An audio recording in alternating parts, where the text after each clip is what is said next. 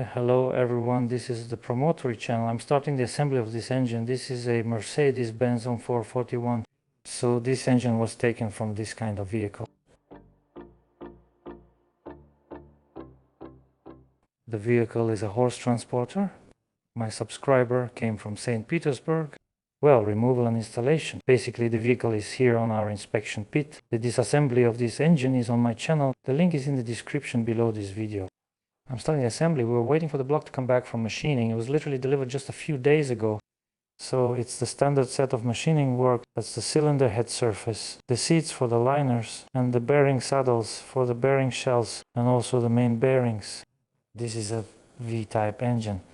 There are more issues with the cylinder head surfaces here. So you have to first take it to the factory where they remove the cylinder head surfaces. And only after that you take it to another place. There we have machining for the cylinder liners and the seats for the main bearings. So I'm starting the assembly. Now, as usual, I first need to get the block in order. I'll remove the mounting brackets so I can sandblast them. Here you can already see the rust coming off in layers like this. Well, obviously I won't be able to clean everything completely, but I'll clean as much as I can, so at least the paint has something to stick to. So I'm removing these engine mounting brackets. I'm taking off the main bearing caps. They're tightened to the working torque. First I unscrew the side tie bolts, then the main bolts. I also open up all the oil channels. Well, for example, here we've already opened it up. Here we have the oil supply and return lines with the oil filters. You need to remove the plugs on that side and elsewhere too. Basically I blow out clean and flush the channels. Well, and then I start assembling. I already have almost everything prepared. Over there on the shelf are the finished heads. I closed it because I'm planning to clean everything here now. Dust will fly. Here we already have the finished heads lying around. Here almost everything is cleaned and prepared.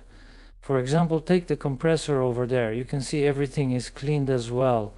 Well, in general we waited a long time for the block. So you could say everything is already ready. Only small things are left. For example, maybe wash the clutch basket, but we'll get to all that as we go. Here, for example, are the connecting rods. Here we have the fuel pump and so on. For example, I also have the crankshaft here. I polished it. I didn't polish it in advance because it's just sitting here. It's better to keep it covered in oil. Right now, it's completely degreased. I'll coat it with fresh oil later. I didn't polish it in advance. Well, so it doesn't rust from the humidity or something, I don't know. There. So I replaced the running ring. Just today I polished it without the camera. I replaced the running ring. I blew it up. Well, that's it. The crankshaft is also ready. Now I'll put it aside as well so it doesn't get dusty or just lie around here. So now I'll insert the footage of the cylinder head repair. I filmed a bit there. Then we'll keep working on the engine block. That's a lot of work. Let's go.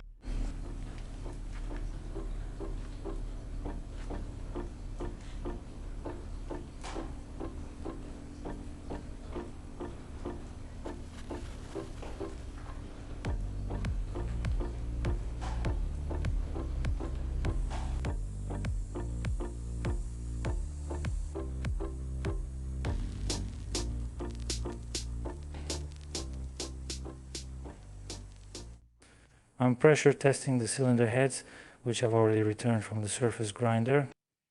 I decided to pressure test first, then I'll replace the guides, bushings, valves and do the lapping. As I recall, there was coolant and oil sludge everywhere in this engine. That is, antifreeze was in the oil. Oil was in the antifreeze. So, that's why the heads definitely needed to be pressure tested. This is already my fourth head so far. You can see it. The pressure is around 3 to 3.5. I keep them like that for about 5 minutes. So I set it up, went for a smoke, sat down, turned it over, checked again. Well, basically as usual. So while the fourth head is fine, there are still 2 left. Oh well. And as I already said, after that I'll start repairing the heads. I already have all the spare parts. The block is still being machined. I don't know. I should have it in a few days. As for the heads, once they're pressure tested, I'll put them in the washer. I'll rinse them in the washer.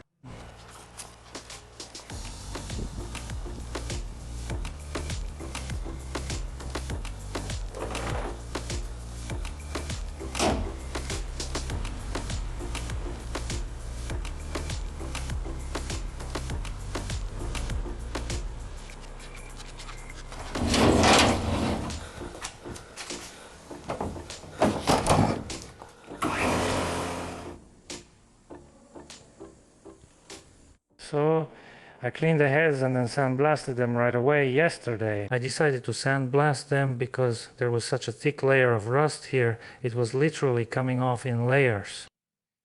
Well, basically I didn't want to clean all that off with wire brushes, since I wouldn't have been able to do it as thoroughly anyway. And there would have been dust all over the shop. And with sandblasting, you can really see how thick the rust layer was. For example, it all came off in layers here. So now my cylinder heads are absolutely clean. Everything is completely done. Even the water channels have been sandblasted, and the bolt seats too. Basically everything is done. Next, I will install new guides and lap the valves. Here we have 12 guides and here we have 12 valves. Let's open it up. Let's get started.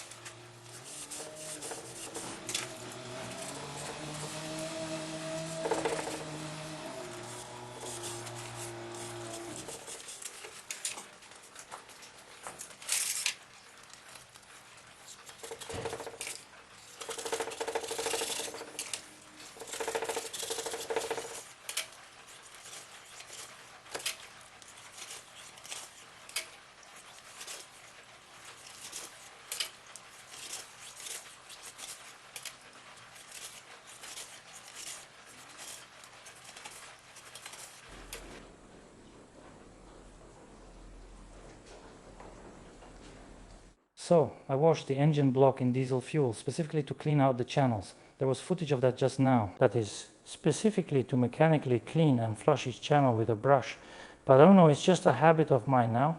Now I'm using this product called Revasol for cleaning. So you could even put the block in without diesel fuel. It would clean it well. But like I said, it's just a habit of mine now. I won't feel at ease if I don't clean the channels mechanically. So after cleaning the channels, I put the block into the washer. And then after washing, I'll clean these spots again with brushes where the gasket sits at the joint. I'll degrease it, then chase the threads, and then we'll start the assembly.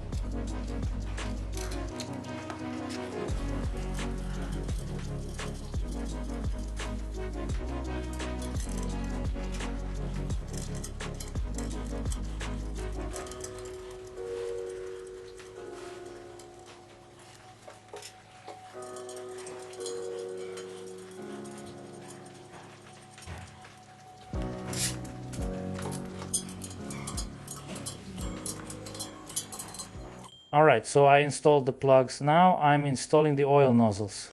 Everything is prepared, washed, cleaned, blown out. I've checked everything multiple times. So as you can see, in one spot we install a plate like this. So what's it for? Right under this plate. If we take a look, there's a breather installed there. Well, anyway, I don't know if you can see it on camera or not. Here's the breather tube. And it's installed right here in this spot. And this acts like a deflector.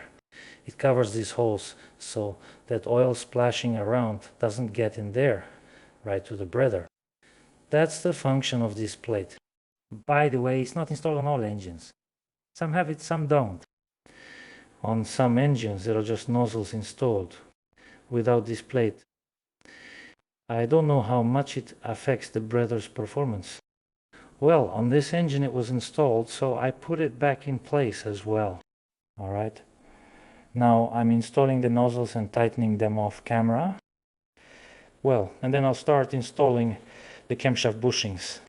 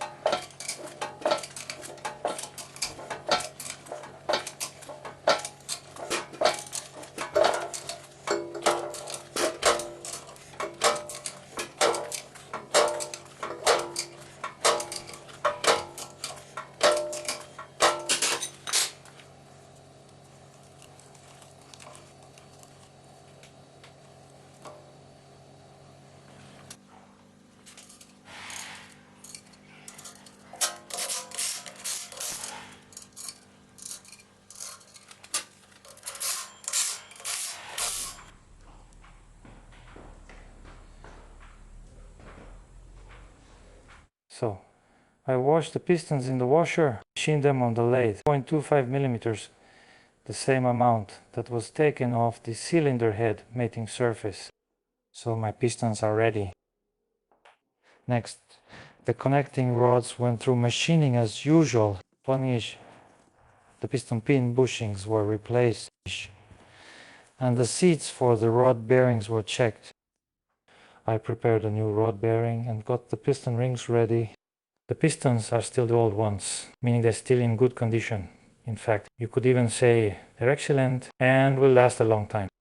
So, I'm assembling everything and installing it into the engine.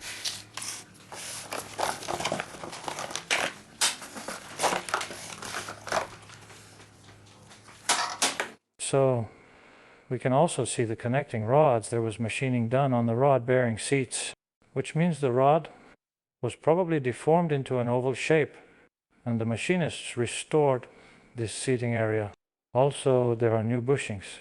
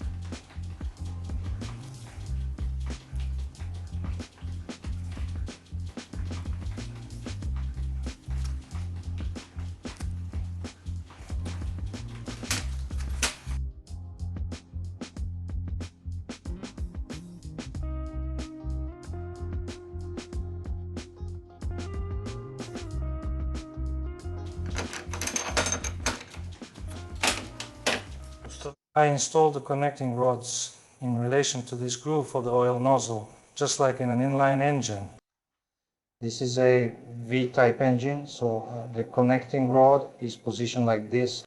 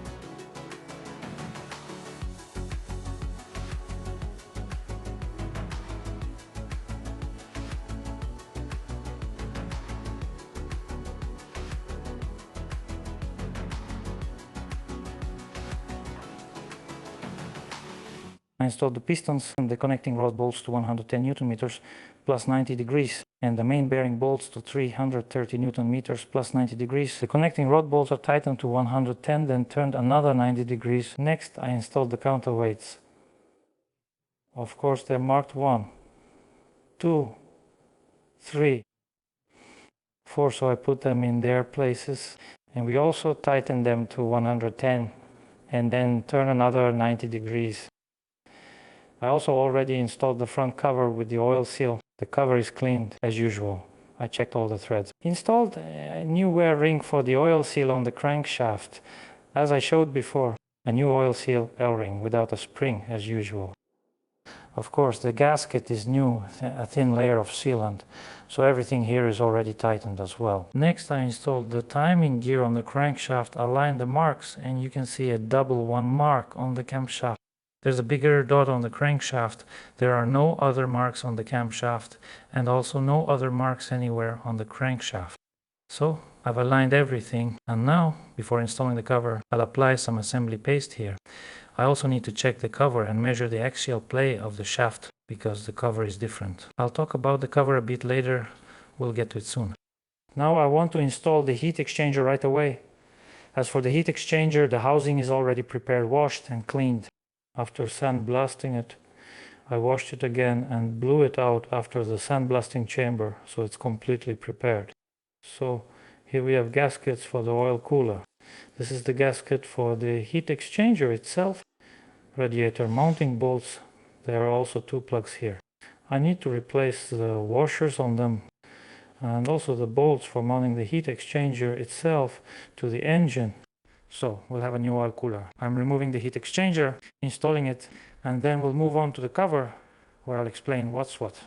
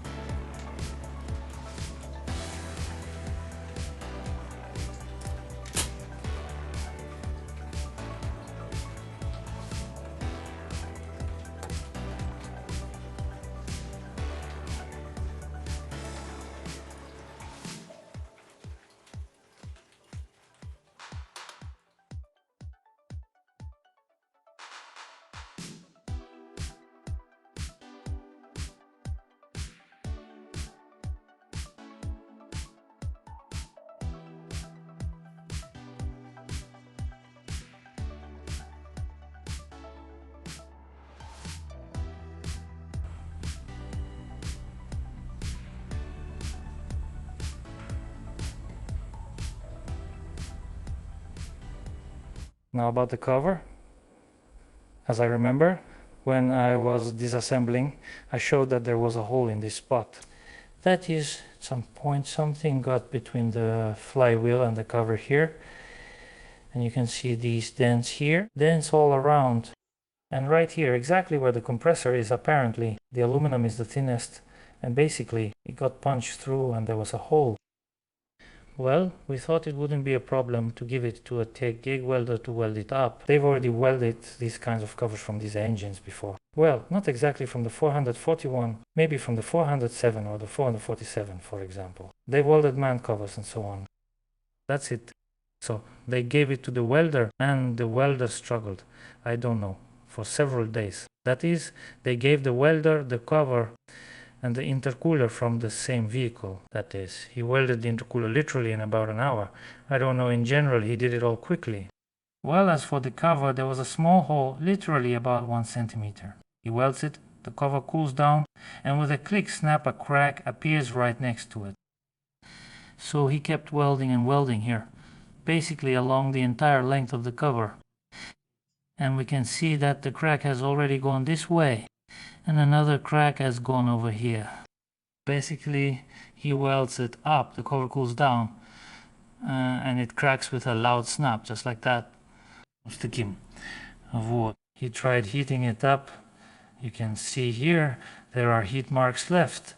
The color has changed. He tried heating it up, but still it doesn't help at all. Basically, I don't know. It's some kind of material that just doesn't weld. It can't be welded. Well, I don't know. Maybe it's the welder. But again, I'll say that we also gave him the intercooler from this vehicle and he welded it literally, well, really quickly. No problems at all. Everything was neat, precise and fast. That's it. So we informed the customer that the casing, well, you can't install something like this. There's a crack here. First, oil will leak, and second, the cracks are already spreading in different directions. And also on this side, he tried to weld it here. So we informed the customer and it was decided to look for another casing. Basically, there's no other solution you can come up with here. So we found another casing and I worked on it off camera. So what did I do? I installed the compressor, moved that bushing, the gear and the crankshaft. So what else did I do? I installed a new oil seal, cleaned up the threads somewhere here, and in this spot there wasn't a hole for the sensor. So I just put a drill bit in the drill and made the hole for the sensor, and now the sensor is installed here. Also, there was no oil drain fitting on this cover, as you can see. This is where it comes out. This cover was from an engine, from a non-turbocharged engine. Well, here there's kind of a blind casting, meaning the casting is there, but it's not drilled all the way through. I drilled it out and made this new fitting because, first of all, I don't have a die for 26. And second, it's difficult to cut that kind of thread. So I drilled a 20.5 mm hole here and cut a 22 thread, 1.5. I machined this fitting exactly to size and screwed it in with thread locker. So everything fit perfectly, just like factory made. Well, I also made the gaskets and installed the cover on the engine. Well, I was checking here how this washer fits, because on this cover we have a washer here. Well, basically everything is cast. It's all casting, there's no washer. The housing is just cast to the right size. On this cover, as we can see, we have a washer here. So I think maybe we'll have to either look for a thicker or thinner washer, or maybe file this one down. So I installed the cover, tightened it with the gaskets, and then checked the longitudinal play on the distributor. Basically everything is good, just as it should be. I unscrewed the bolts again, applied thread locker and retightened them. So a lot of work was done off camera. The last footage you saw was actually filmed yesterday evening. Now it's already the next day evening. So I basically spent almost a whole day on this cover yesterday evening and the entire day today. Alright, the cover is ready to be installed.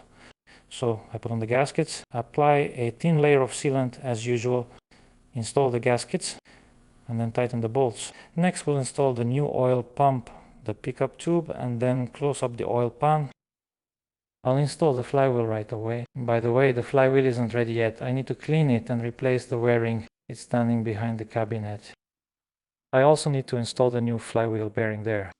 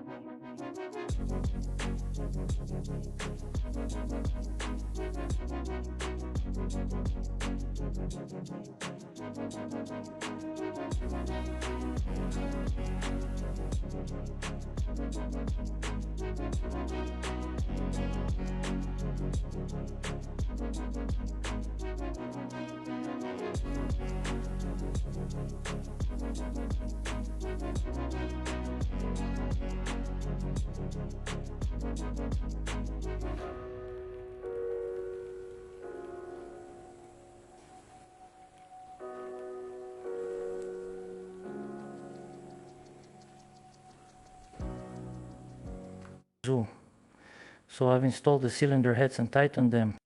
We tightened them according to this pattern. Two bolts type C10, 50, 100, 150, 190, and then an additional 90-degree turn. You don't need to tighten the bolts any further, even after 10,000 kilometers and so on. So I've tightened them, that's it. So I also installed the decompression valve actuator piston. It works off air. Here I also installed this fitting on top, installed the rocker arms, tightened it, and adjusted the valves. We adjust the valves according to this scheme. I also installed the injectors. The injectors were repaired with new nozzles, obviously, new washers, clean nuts, and I installed these levers here, which are supposed to be there. So now I'm going to install the fuel pump. The pump was also repaired. We completely replaced the plungers and valves here. So I installed a new gasket, also put a new gasket on the oil channel and loosened the bolts here. Well, so as not to strip them. Set the injection timing well. And I also want to say that there was no new bolt. The fuel guys brought the pump. I don't know why. Maybe he thought I still had the bolt somewhere. That's it. And I'll also say that these pumps we have, this hub, the hub is mounted on the shaft without a key. So you can put the hub on in any position. And the mark is set only by the fuel guys on the test bench. So here you can see.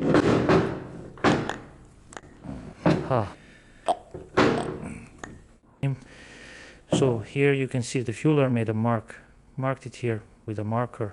Here, there's a mark here. So by mistake, you could align it with some other mark. So you need to be very careful. Here, you can see there's a new mark from the fueler. Well, I don't know.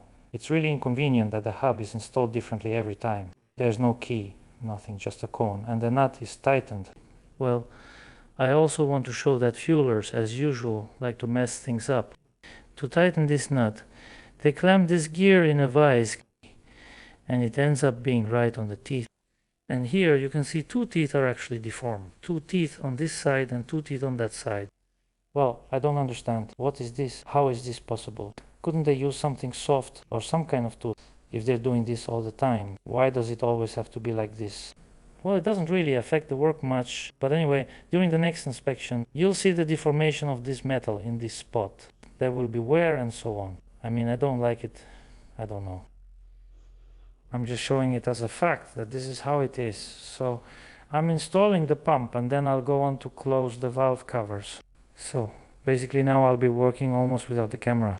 I need to put it together faster because I pretty much, well, you could say, only have today.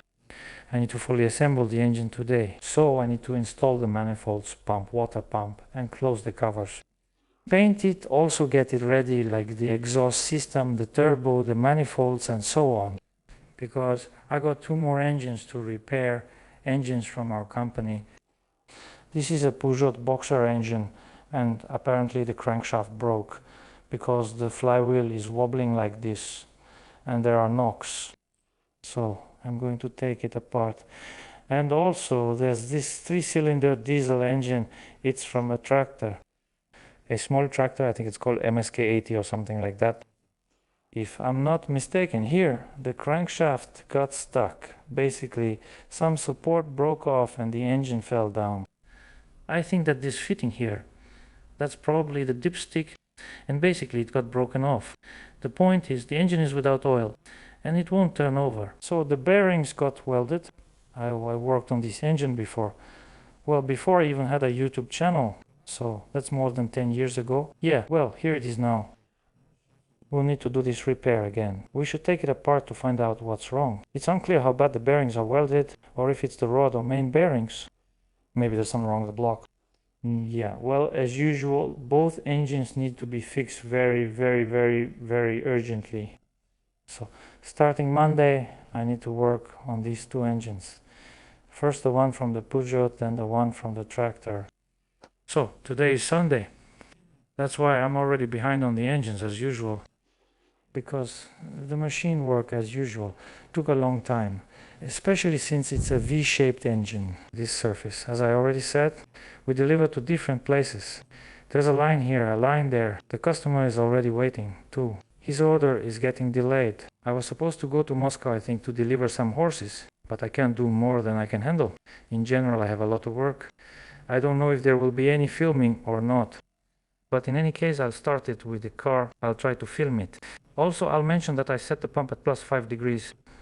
That is 5 degrees after top dead center. I made a mark on the flywheel. That's how it was set. That's how I install it. As you can see, this is 0. This is before top dead center minus, but here it goes plus 5 degrees.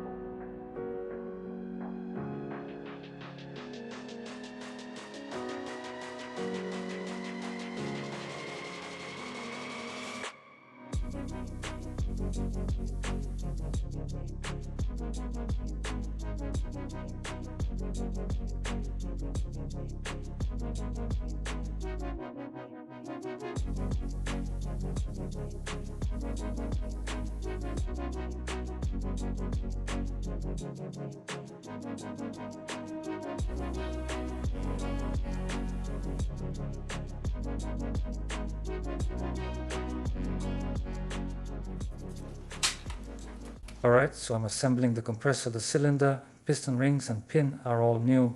The connecting rod is also new. The crankshaft is still the old one, so the connecting rod is installed. It's a non-separable type. This is how it's installed. We need to start it.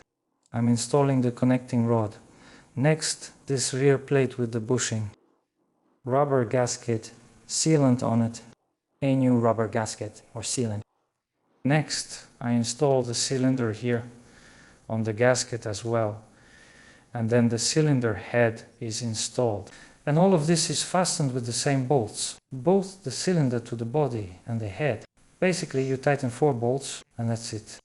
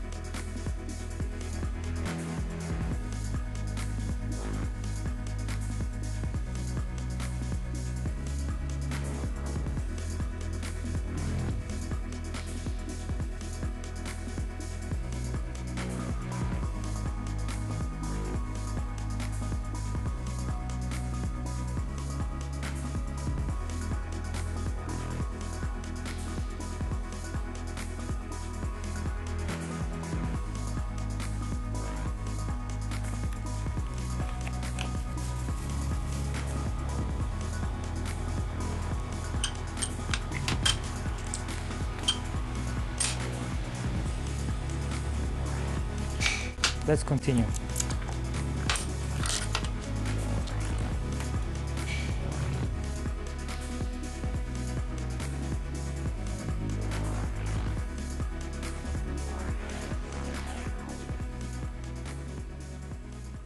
So, let me tell you briefly how things are going. There was some footage on Sunday. I was filming and saying that I needed to finish the engine. Today is already Wednesday, and as we can see, the engine isn't finished. Basically, I missed all the deadlines. So now I'm putting it together without rushing. Now I have some spare time because today is like April 29th. The day after tomorrow is May 1st.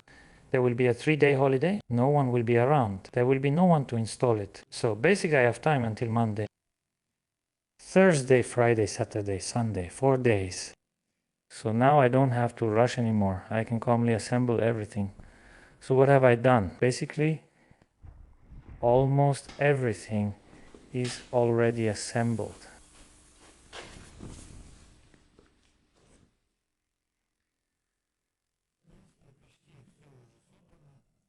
There are just a few small things left here. I wanted to install the exhaust brake, but it doesn't move at all. Everything here is rusted. I had to take it apart completely, knock out the bushings and clean everything. Now I want to put it back together.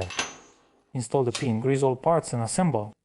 And then install this exhaust elbow with the exhaust brake flap onto the turbo.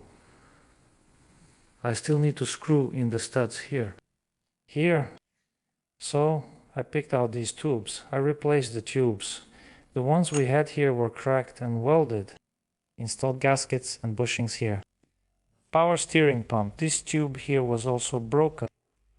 I bent another one too. It's been a while. Anyway, that's what I'm working on here.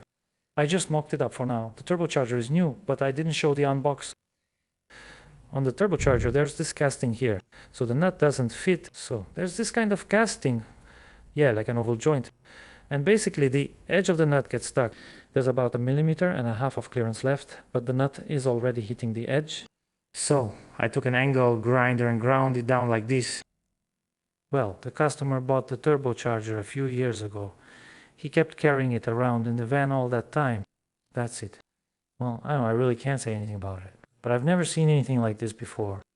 The quality of the turbine seems to be as usual, but there's this nuance with these castings. Now I want to install this fitting, and then take all this off, disassemble it, paint the manifolds and the turbine separately, paint the engine separately, and then put it all back together. We also have one more aluminum pipe there. Here's where the turbine goes. Well, in general, I don't know. We'll figure it out as we go. What else? I installed the oil filters and fuel filters, cleaned the high pressure pipes, blew them out and installed them. There's a new filter here as well. The fuel pre-filter. We have this new housing and there's a new mesh there as well. That's it. I'm finishing up for today. Tomorrow I'll assemble the engine brake. I'll paint it. Well, the day after tomorrow, I'll put everything together without rushing. Oh, and I also need to install the clutch basket. The disc is new. The clutch basket is still in the wash. The disc is new. That will also take around 20 minutes. Well, and for now I'm not installing the oil supply to the turbo. Well, and also the oil drain from the turbo. I'll do that later, after everything is painted. Then I'll permanently install the turbo. Then I'll put all of that in. Basically, I'll finish assembling everything. I'll pour the oil in right here. We'll be using this oil manual. So, I'm pouring in this oil. Well, and the engine will already be installed in the car. So, as you can see, I already have the engine from the Peugeot disassembled. And now I'll show you briefly. I'll explain what's what. So, as you can see, the crankshaft is broken at the end journal, the last connecting rod journal. So that's the 4th cylinder, the shaft broke. And here, as you can see, it's shaped like a cone. And the crankshaft got jammed. It got jammed in the block, and on the block we can see a crack like this. So the crack goes right here. Right here. Here's the crack. Well, that's it. The block is a write-off. I didn't film taking this engine apart. Anyway, like I said, it was all a rush here. Here, well, I'll record the assembly. For the assembly, most likely we'll get a complete short block. That is The block with the crankshaft and pistons already installed. The cylinder head will be purchased separately. A new timing mechanism, new rocker arms, and basically I'll only need to assemble the engine from new parts. That is such large components. They just need to be assembled together. I've never done a repair like this before. Well, I'll definitely film it.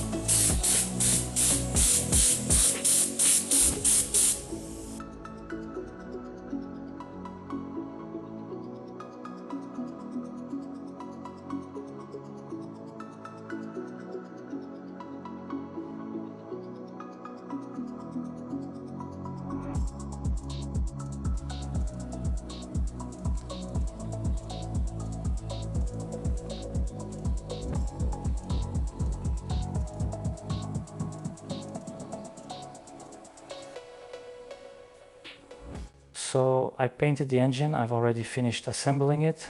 I installed the manifolds here. I installed these air manifolds for the inlets. I also installed the tubes. I didn't really bother painting them, just cleaned them up and screwed them in. It's not very convenient to assemble all this on this engine. So, for example, here's a bolt. There's a nut over there. The nut isn't fixed in place, you just screw in the bolt. So you have to hold the nut while tightening the bolt. Plus, the tube gets in the way a bit. It creates some resistance. Things don't line up here. Over there, you just can't reach. Well, that's the kind of design it is. Not very convenient for repairs, of course. Also, for example, you see these two bolts, right? To put these tubes on, there's a bracket here. It's attached to the bolts. It's fastened with the bolts that hold the air manifold. And to get to them, you see, well, there's just no way. So, there are some nuances and inconveniences. I remember our engine was all rusty. There was a thick layer of rust here. The manifolds were the same way, corroded. So you see, what I usually do with these manifolds is put a washer like this with a larger diameter for a 10mm bolt. That is, it fits right onto the manifold and creates a larger support area. And I also replaced these bolts. The original manifold bolts that were installed here, they all rusted away as well. Some had a 15mm head, some 16mm, and some were even down to 14mm. We had to hammer the socket onto them. Yeah, and the bolt itself was thin too. I cleaned the manifolds as much as I could. Of course, there are still these layers of rust left here. Well, that's not really an important point anymore.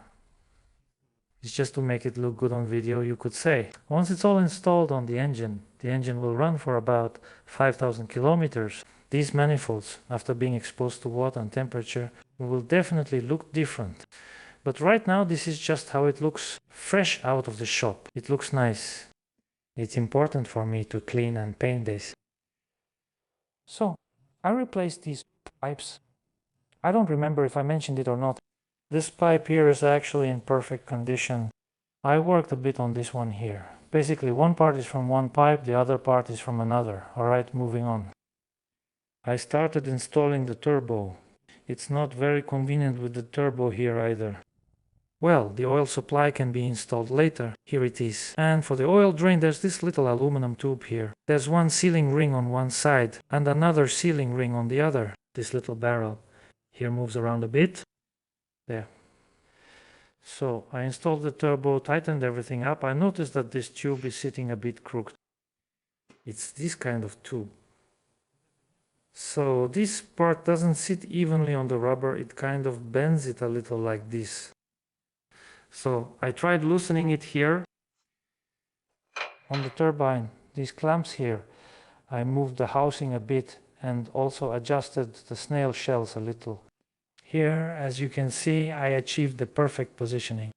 The gap is even on both sides. So there are no misalignments anywhere, no uneven surfaces. This manifold is already tight. There's a bolt here and here. Everything looks perfect here. There. But as for the drain, well, I just can't get it right. I still have some kind of misalignment. I'm thinking, what if it starts leaking there once it's in place? Then it'll be inconvenient to take everything off and disassemble it. So I think I'll try to redo it. So I struggled here, back and forth. So I decided to tighten this tube only when it's in place. Well, basically I inserted a screwdriver here, kind of aligned it, yeah, and decided to tighten the tube. Well, and obviously the idea wasn't very good. I started pulling and heard a little crack, like a click, and we see an aluminum here. It fell off.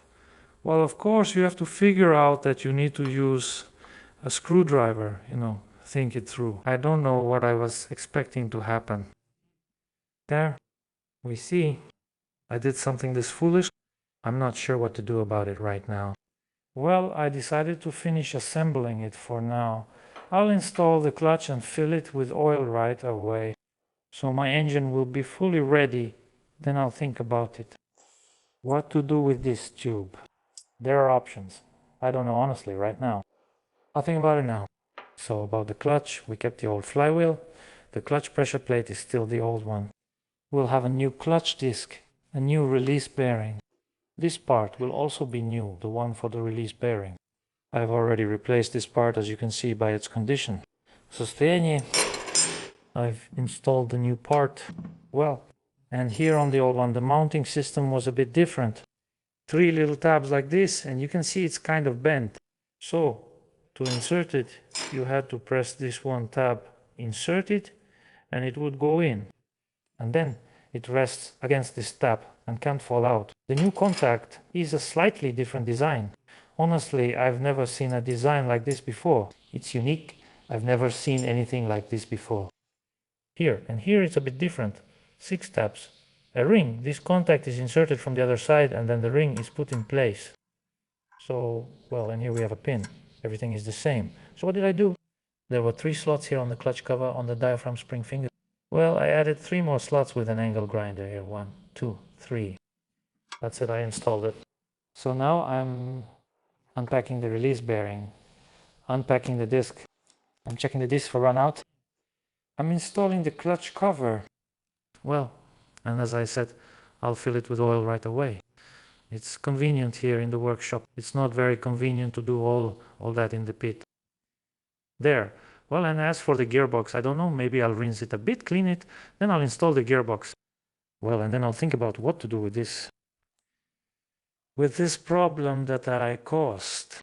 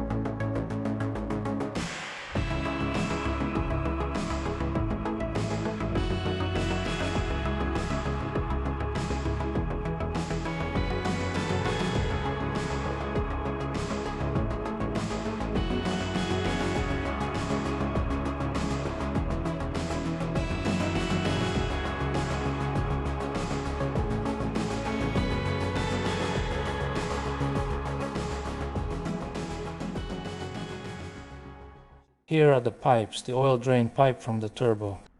So here's how I solved the problem. Basically, I cut off this part where the ear was cracked. This is how it was installed. I made a mark. Well, the thickness of the cutting disc for the grinder is 1.5 millimeters. Plus, I evened it out here, so there's a 2 millimeter gap. So I cut a thread inside here, 22 by 1.5, and I machined it on the lathe. Here's this kind of adapter. So here we have a 22 thread with a 1.5 pitch along the length. Well, plus there are another 2 millimeters here, the ones mentioned. Here. I just machined it with a diameter of, I don't remember, maybe 73 millimeters. So, well, then I cut it with an angle grinder, trimmed it here, and drilled a hole. So now I'm going to put this part on with thread locker, like this. So there won't be any tight fit here. I'll just hold it in place with the thread locker. It should be about like this. Here's my mark, but it's already faded. There. So I'm applying thread locker. Here we have a new gasket. Well, and here I'll still put all these rubber seals on sealant. I'll apply sealant to this rubber seal and to this one. So sealant here, thread locker here. I put all of this in place, tighten it, and it dries right where it needs to. The sealant dries, the thread locker dries here, and basically that's it. I think there won't be any problems here.